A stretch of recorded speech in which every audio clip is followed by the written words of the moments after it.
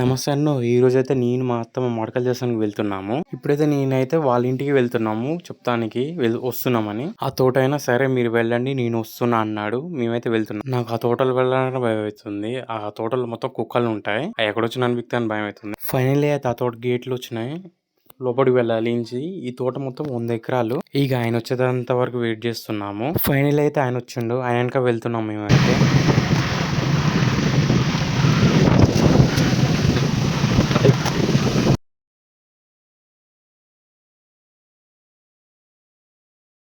ఆ వెనక ఇల్లయితే same Chandramukhi cinema ఇల్లు లాగానే ఉంది. సేమ్ అలానే ఉంది ఆ ఇల్లు అయితే.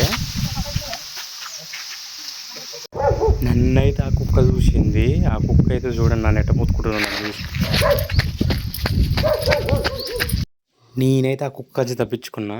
చూడండి ఈ తోటైన అయితే మామిడికాయలు దింపుతున్నాడు. మామిడికాయ సైజ్ అయితే ఇంత ఉంది. ఈ కాయ కంటే 15 రూపీస్ అంట ఒక్క కాయకి. ఇకైతే నేనైతే బస్సు పట్టుకుని బైక్ కాడికి వెళ్తున్నాను. నేనైతే ఇక మామిడికాయలు తీసుకుని వెళ్తున్నాను. నెక్స్ట్ కూడా మళ్ళీ వెళ్తాం అన్నావు.